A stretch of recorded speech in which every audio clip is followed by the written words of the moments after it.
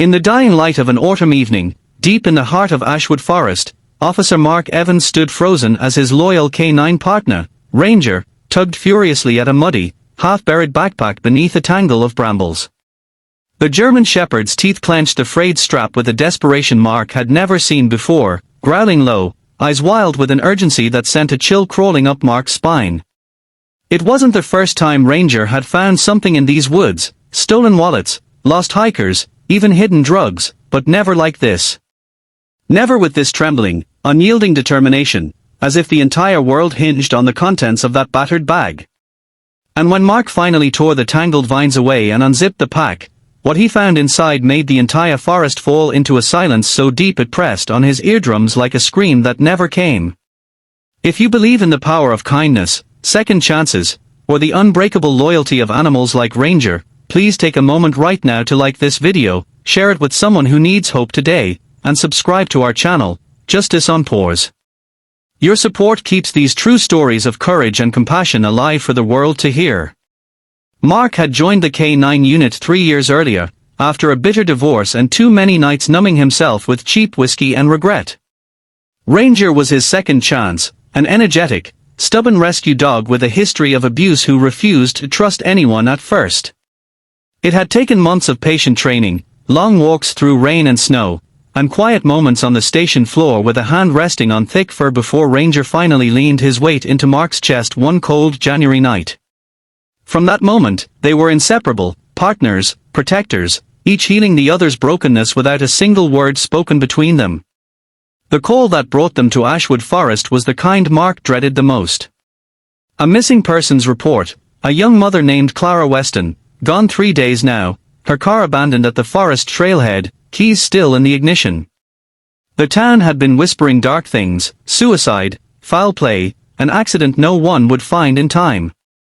But Mark knew that if there was hope, it rested in Ranger's nose and the bond that let the dog see what humans so often missed. The search had dragged on for hours, the last of the sun bleeding away behind skeletal trees. Mark's boots were soaked through, his breath puffed white in the gathering dark. And yet Ranger pushed forward, ignoring Mark's calls to rest, following a winding, invisible thread only he could smell. Then the sudden stop, the frantic digging, the stubborn refusal to let go of the backpack even when Mark pulled at his collar and commanded him to heel. Mark knelt in the leaves, flashlight trembling in his hand as he peered inside the pack. At first he thought it was just clothes, balled up tight. But then he saw a tiny shoe, pink with a cartoon rabbit, muddy but heartbreakingly familiar. And then the shape of a small hand, limp but warm, curled against the soft blanket that half hid a pale, dirt-smudged face. A little girl, maybe 3, maybe 4, eyes closed, chest fluttering with shallow, precious breaths. Mark's heart slammed into his ribs so hard it hurt. Alive. She was alive. With trembling fingers, Mark scooped the child out, cradling her close as Ranger pressed against his side, whimpering softly. He could feel how cold she was, could see the bruises on her wrists, the scratch marks on her tiny arms. Someone had left her here to die, someone who thought no one would come, that no one would care enough to keep searching when the daylight failed. But Ranger had cared.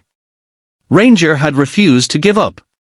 Mark called it in, voice cracking as he tried to steady the girl's head against his shoulder, whispering half-forgotten lullabies he'd sung to his own daughter years ago before the divorce, before their nights alone in his dark, empty house.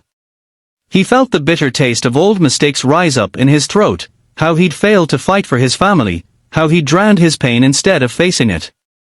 But here, in the cold hush of the forest, he felt something shift inside him, like maybe this time he could do something right, something that mattered. The paramedics took the little girl, Emma, her name would later turn out to be, wrapped in blankets and hooked up to warm fours, whisked away to the hospital with Mark following behind in his cruiser. Ranger rode shotgun, head resting on the center console, eyes locked on Mark's every move, as if making sure he didn't slip back into the darkness that had almost swallowed him once before. Days turned into weeks. The news spread like wildfire, a mother who'd fled an abusive home, planning to hide in the woods until she could get her daughter to safety, but never making it back after an accidental fall down a ravine. Emma had wandered alone, hungry, cold, and terrified, until she curled up in that old backpack her mother had stuffed with snacks and toys, maybe trying to feel close to the only person who'd ever kept her safe. And when the mother's body was found days later, the entire town mourned her as a quiet hero who'd tried so hard to protect her child, despite the odds. Mark sat by Emma's hospital bed every night he wasn't on duty. Ranger lay curled beneath the cot, rising only to nudge Emma's hand with his nose when nightmares woke her crying. Slowly, the little girl began to trust them, first offering Ranger shy handfuls of crackers, then resting her tiny head on Mark's chest when she was too tired to fight sleep. In those moments, Mark found a fragile, unexpected hope taking root in the hollow places of his heart. He wasn't alone anymore. Neither was Emma. Neither was Ranger. When Child Services approached Mark about becoming Emma's foster parent, he didn't hesitate, not for a single heartbeat. The paperwork was a mess, the inspections nerve-wracking, the court dates exhausting, but every time Mark felt the old fear rising, the voice that told him he'd ruined this too, Ranger would nudge his knee, eyes bright with a loyalty that asked no questions, gave no judgments. Just trust. Just the quiet promise, we're in this together. On the day the adoption went through, Mark carried Emma out of the courthouse on his hip, her small hands clutching at his uniform collar. Ranger trotted ahead, tail wagging high, as if he knew they'd all just stepped into something new and precious, something worth fighting for. Back home, in the warm glow of their small living room, Mark sat with Emma nestled under one arm and Ranger's big head in his lap. He looked down at the two souls who had found him in the darkest corners of the world and given him the one thing he thought he'd lost forever, a reason to believe he could be better, braver, worthy of love.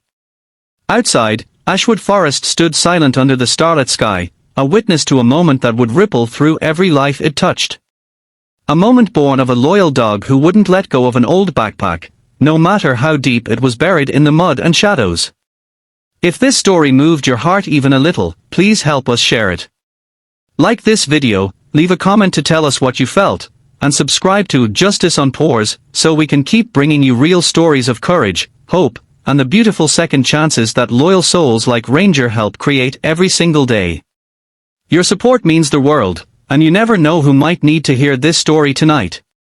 In the end, Mark knew one simple truth: sometimes, all it takes to change a life is to refuse to let go, even when the world tells you it's hopeless.